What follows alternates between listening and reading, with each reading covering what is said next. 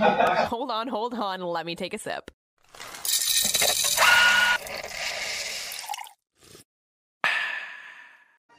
Well, good morning to our first experimental on the road. Cheers. Only took 40 minutes to get this shit show started. What's up? It's fine. We didn't think the first one was going to go that smoothly. But overall, we're here. Yep. And we made it. And that's it.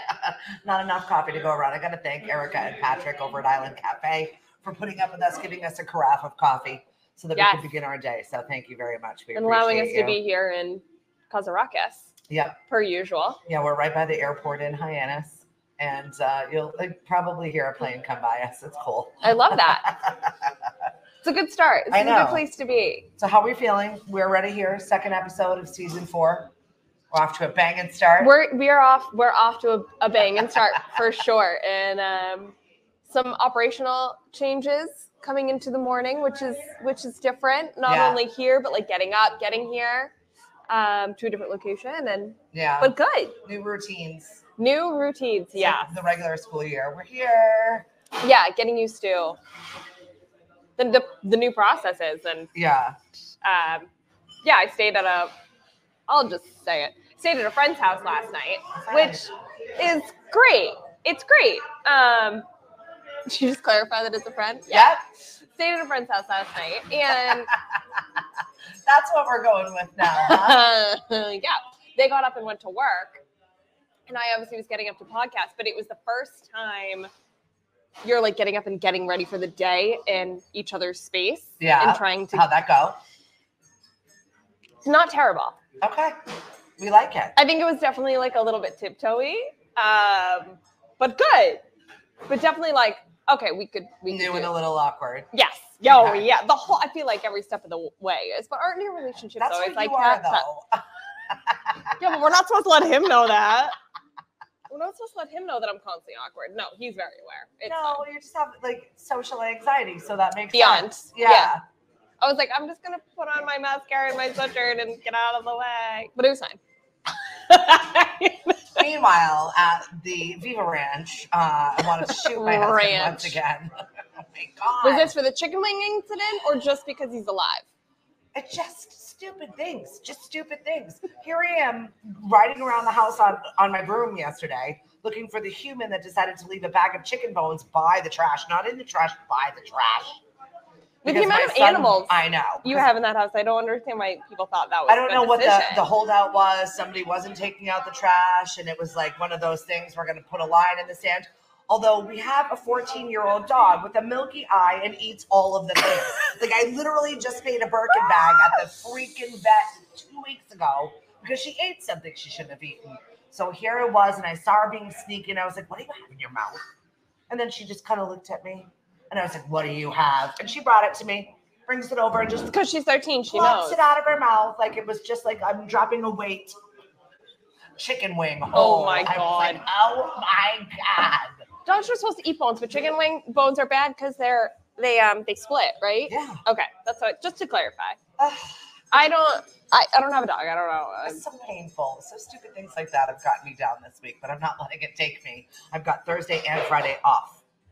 Like actually off. No, we have a podcast. Friday. I know we have a podcast, but I don't have other like work. Oh, this is like we're not work commitment. I don't find this work. I'm not work. You're not. I mean, you work, but that's not my problem. No, I'm a little bit high maintenance. Let's just clarify that.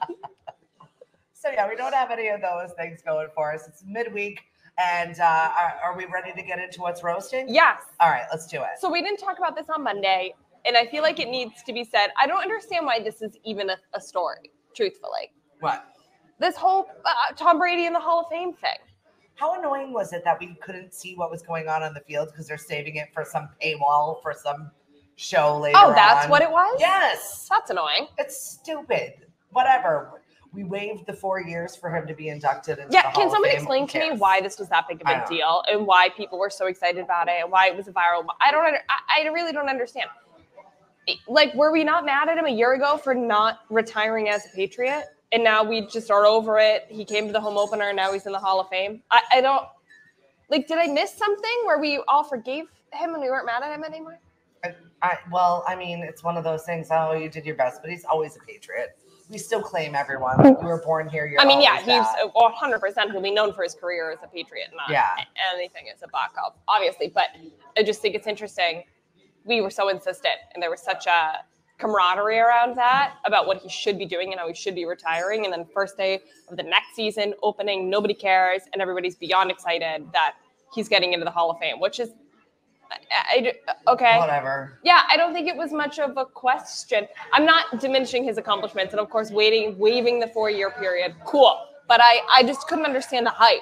There's so many other football-related things I would like to talk about, like Aaron Rodgers injuring himself in like 3 minutes and done for the season. What happened with that? I don't know, but he tore his Achilles, so he's done. Also, what was that? Bill Belichick breaking up with a girlfriend, and now both of his ex-wife and girlfriend are on Nantucket. That's not awkward. Wait, didn't we report that he got married last year? Apparently, and then didn't. Then he was out with. He never got married? No. He was with the same girl for forever and ever. I thought. Call it what you want, but they broke up. So now he's got 2 exes on Nantucket. That's probably funny. not going to go back to Nantucket anytime soon. It's football season. He was seen in New Orleans. Guys, I'm just catching up. And then the inappropriateness of DraftKings on Monday with their 9/11 sports betting. What? I didn't see that. So I talked about this with Hank yesterday. Basically, he said, were there not any grown-ups that work at DraftKings? Everybody was, guys, this is a bad idea. Everybody was under the age of, what is it, 22 years? So everybody's under the age of 19. Idiots. So they posted it and then quickly retracted it and then apologized for the insensitivity. And how many teams do you think that had to go through, though, before it was approved? That's what that kind of... This is masterful. You idiots. Yeah. I don't think that they were thinking that they were going to get as much social blowback as they did. Have you seen the internet? Don't come for us. I'm not in the mood today. Some days I'm fine for it. Today I'm not in the mood for it. I'm just not. All right, so let's talk about Ariana Grande, shall we? Did we ever say talked about her in a while? It's true. She's been kind of all over the place. I just hope that she's happy and healthy. She does not look happy and healthy. She does not look great. No. I will admit that. And I'm a big fan. I'm having actually a lot of trouble listening to her music lately just because we have no idea what's going on with her. And I feel bad about it, but I don't want to endorse a home wrecker. Not that we can confirm, but the internet has mostly confirmed. But the internet has mostly confirmed that that's what happened, that she broke up a marriage.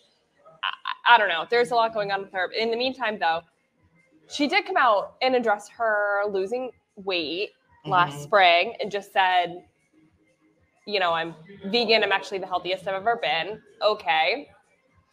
Tori and I don't like talking about body issues with stuff. It just makes me uncomfortable talking about someone's body. Weight in particular. Yeah. Do what you got to do. And I think everybody's different and everybody handles their own health differently. But I will say something's amiss here, I think, in a lot of ways. The story is actually about how she is not using any filler anymore in her face. But this was in 2018. She came out and she said she stopped using it. Yeah. I think it's great. But she did kind of say, though, what I support it, whatever makes you feel beautiful, do.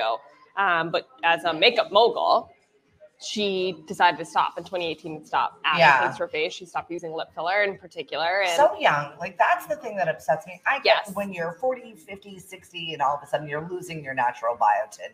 You're losing that part. I get wanting to supplement with collagen, biotin, natural body stuff. But to be in your 20s and 30s injectables is crazy to me. It's just, not even 30s. Yeah. She's younger than I am, I think. It seems just really extreme, and I'm glad that you're taking a stand against it because I feel like that's a good message to send. Or just not choosing not to.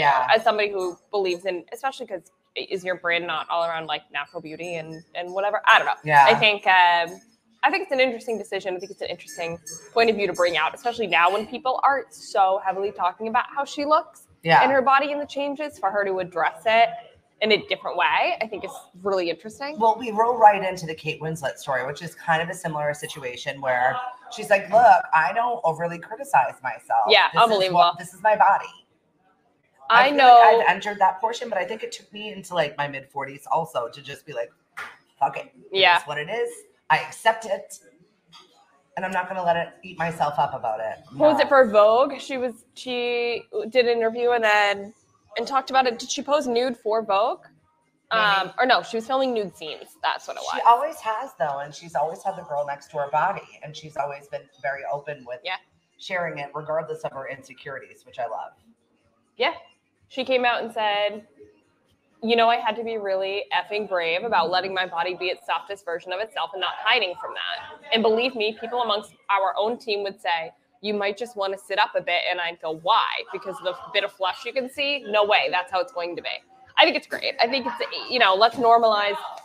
Like, your body's not always going to be the most flattering. It's never going to be. Right. Yep. And that doesn't take away from the moment. It doesn't take away how great it is. Or the picture or whatever. It's just, maybe it wasn't the most flattering angle. Your body's still a body. Yeah, you're going to have more flattering angles too. Twist a little, move a little, shimmy a little. And every woman out there knows that what the most critical you are of yourself. And then you look back at those photos and you're like, I looked good. And I was upset then. Like, you're always never going to be happy with the situation. That's true. I mean, I experience a lot of that, which is crazy. When I look back at photos of me in my, like, the peak dance days, of my ballet career. We're also a child. Yeah, and thinking about, but even like as I was nearing my retirement and thinking about still a child, how poorly I felt and how much pressure I was getting about my body. And I look back on those photos now and I go, oh, you don't look good. Like, you don't look healthy. Mm-hmm. I can see how I was starving myself and I can see it in my face and in my body. Unhappiness. But even then, like, when I looked at that photo then, I'd be like, oh my God, how horrifically large I am. And now you look back on that and I'm like, oh my God. Human. I mean, I'm a big person also, but her next to me, it's just ridiculous. I'm a compact ball of fun. I like that. My best friend calls me fun size. He has since we were 11. She's fun size. Yeah. I told him not to call me short. The next thing I know, he's like, you're just fun size. And it stuck. Perfect. That's it. All right. What else we got going on? I did want to talk about the Demi Lovato thing just for a hot minute, because she said that she's already talking about marriage with a boyfriend that I've never even heard of or knew that she was dating. So I just wanted to have this, like, where are we in our societal norm of how long? Wait, she's going to say the word. She is going by she currently, yes? Yes. Okay. Yep. Where are we for how long we're supposed to be together before we entertain what should be a lifelong commitment?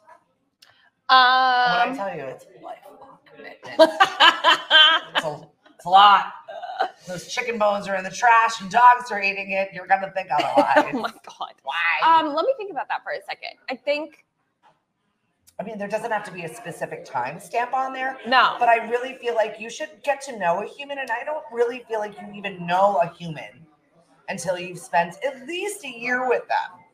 I 100% disagree. However, a year with them before you know they're in. What if they do something but I think that drives you nuts? I think there's a difference between talking about it and having the conversation and then following through with it and making the decision. And I do think that it is a very adult way to approach relationships if a marriage is something that you want in life. Oh, yeah. I agree with that. To talk about it, going in, this is what I'm looking for. This is where I'm at. Do you have a timeline on that? Are you trying to be married by a certain age? Yeah. Do you think kids are in your future, especially when you're in your 30s? You know, yeah, you're already up against time. I mean, don't say that. For your best choices. You know, I think it's okay to go into relationships, newer relationships, talking about it and being very clear that that's what you want in life and that's the path that you're on. That way you can be like, okay, if that's not what you want, I'm going to go do my own thing. Or you're just not wasting time with somebody or waiting for the casual to become uncasual. Like, I think it's okay to bring to the table and have a conversation. So maybe that's all she meant. We've been talking about it as opposed to we're going to follow through that. Maybe after a year and a half, they're like, okay, now we feel ready to. But I think it's okay to have that conversation along the year and a half, no? I mean, yeah, I guess. You have to talk about or you date somebody for a year and a half, and then after a year and a half, you're like, wow, I feel like I know you well enough now. Should we talk about getting engaged? Oh, no, you don't actually like me? Okay, bye. Like, I don't want to do that. I never want to be married and I don't want to have kids. How did I not know this a year ago? Right, a year ago. Why did I waste my time with this? Yeah. I get it. Okay. Especially as a woman. So that's like a the conversation out there. I just thought it was a large milestone to share it with the press. Yes, I agree. I think it's unless you're sharing it with the press, that would mean that especially that would Demi Lovato. Like, you know what's going to come out of this conversation. You know it's going to go viral. You know it's going to be a whole thing. Unless that's and what that radio wanted. people like us are going to be talking about it tomorrow. Right. Why would you open your mouth? Although I also ask myself the same question sometimes. Why do I open my mouth? And then we're here. So hi, what's up? That's it. See, the Brady Bunch house was on HGTV. I did, and they took a bath for it. I didn't think that you could lose money in real estate in this day and age. But here's what I learned. It's not, they didn't film inside the house. It's just the structure. It was just the overall. The facade. So why did they think it was going to sell like a famous house as opposed to like, that's a fun fact? Right. I think that they thought that more people would want to watch them building the innards of it to spec. But once again, it's not really up to what people want aesthetically this day and age. And then who wants to spend $6 million to live in a Brady Bunch house? That's all. It was all listed on the market. There's got to be somebody out there for $5.5 million. $5.5 million? Well, they didn't pay $5.5 million. They paid $3 million. Still, can you imagine spending $3 million on a house from a sitcom? I can't imagine spending $2 million to build and film something that 7 people watched. Because that's really what they did it for, was to make a show out of it, and get ratings and numbers, and it just didn't work. Happen. No, and then nobody bought the house. That was kind of a flat. Well, it's probably going to make more money as an Airbnb doing whatever. That would make more sense to me. Why are we the only ones that see this? I don't know. Do you think that's what the buyers did? Yeah, but I probably wouldn't buy it as an Airbnb for $5.5 million. Like, there's not enough money there to recoup what you would get. Do you know what I mean? Like, to pay. Like, say Brady Bunch, my kids don't really know what it was. I had that case in point last night when I was doing trivia, and we were talking about this is National Housekeeping Week, so I did a quiz about housekeepers. I didn't know that, and I cleaned my bathroom. Well, look at me. Too. Anyway. So I did a trivia quiz about housekeepers. And some of the old shows, people were just looking at me like I had 11 heads, like they didn't know. Even who's the boss. They just did not know who the housekeeper was. So it was Tony Danza, Tony Maselli. I also didn't know that. See, your age bracket just does not watch the old shows like that. I mean, Brady Bunch is iconic, but... Yeah, I don't know if I ever really watched Brady Bunch, though. Like, how many episodes did I actually watch? I don't know. And you only know it because other people have talked about it your whole life. Yeah, that's definitely true.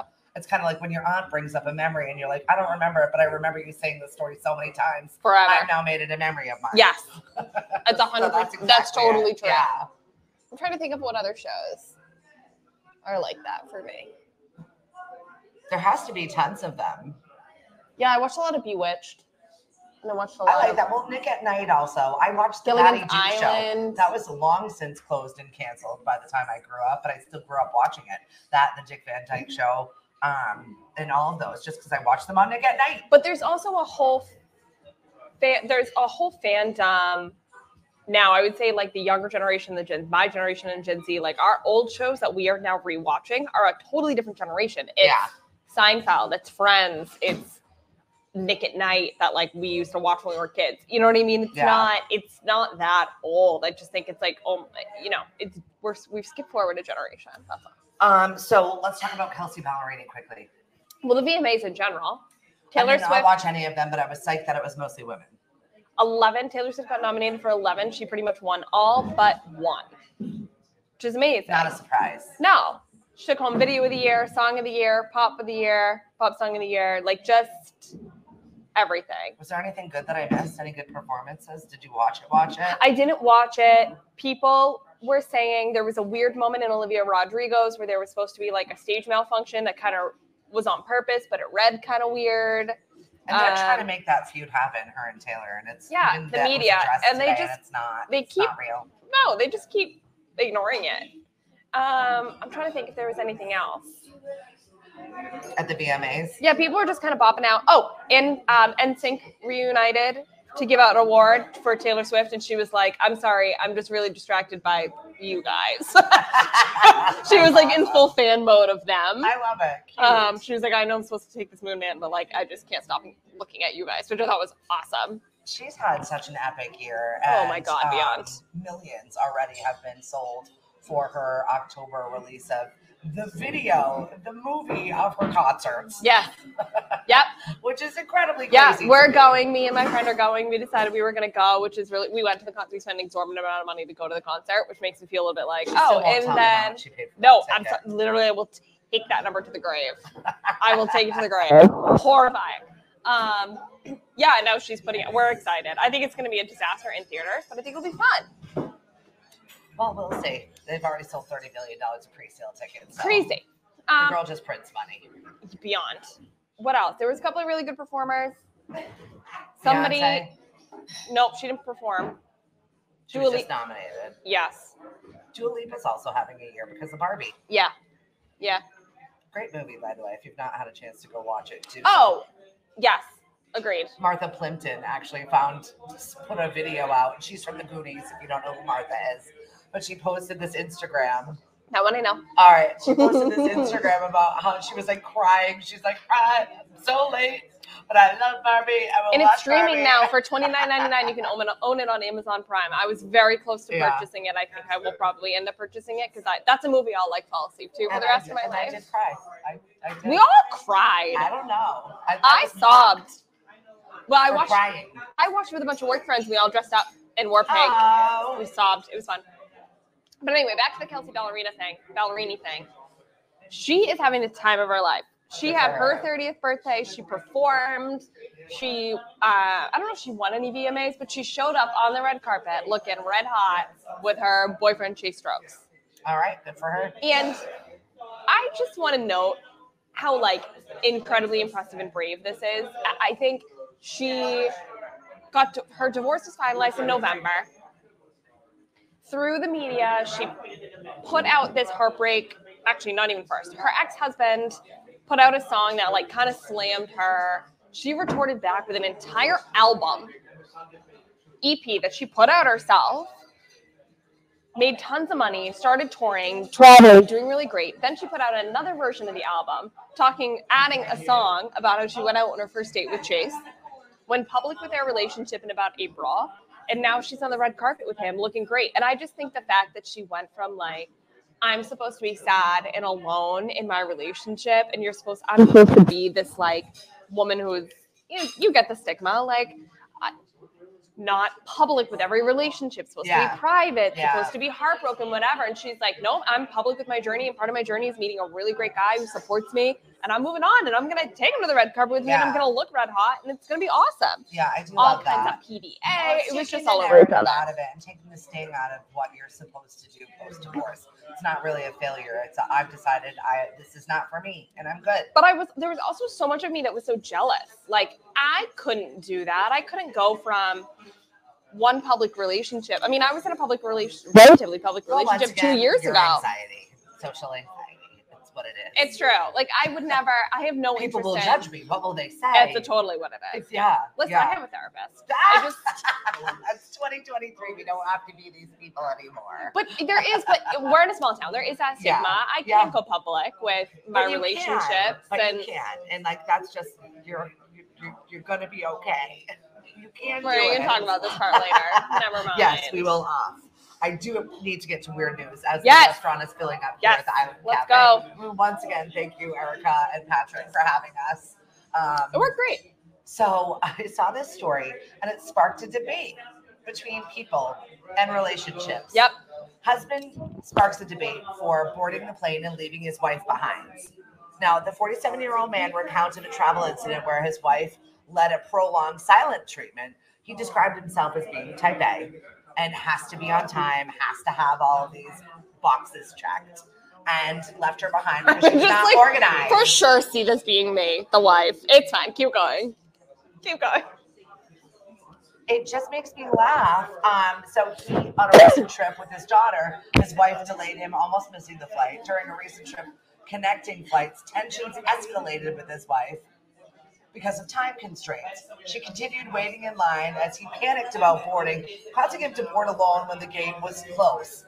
After the flight, he told his wife to purchase a new ticket for the next flight, and she spoke to him only a week ago.